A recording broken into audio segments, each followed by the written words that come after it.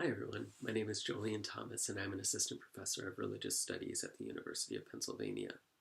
I'm making this video to offer a little bit of a background story about my forthcoming book, Faking Liberties, Religious Freedom in American-Occupied Japan.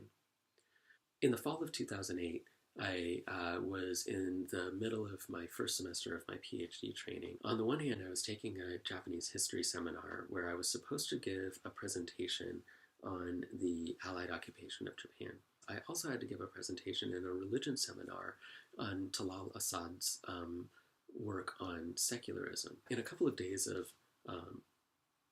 basically no sleep and a lot of coffee, I found myself thinking of these two things together in juxtaposition. What does it mean to describe secularism as a political project? And what does it mean to describe, in historiographic terms, occupation as political rehabilitation? The thing that emerged out of those few days of short sleep is my forthcoming book, Faking Liberties. It is an analysis of the occupation that does not take it for granted that the main purpose of the occupation was to eradicate a state religion and replace it with democracy. In fact, what I show is that the notion of Japan as having a state religion that led the Japanese people to imperialism and ultranationalism was created during the occupation as a way of rationalizing some occupation reforms. This is a bit counterintuitive depending on what you've been reading, but I found that it was a good way of juxtaposing the secularity studies literature with the primary sources that you find in Allied occupation records and so forth.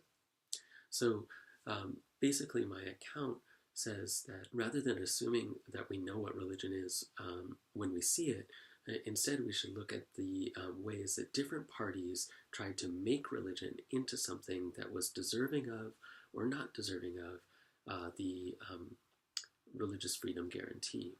It turns out that the occupiers had a lot more in common with the pre-war and wartime Japanese state than they wanted to admit. And it also turns out that the pre-war and wartime Japanese state looks really familiar, or it should look really familiar to us, because it was premised on drawing distinctions between religion and not religion, just as a lot of governance is premised on that distinction today. So anyway, that's one background story for the book. There are many others, and I'll share some of those in other videos.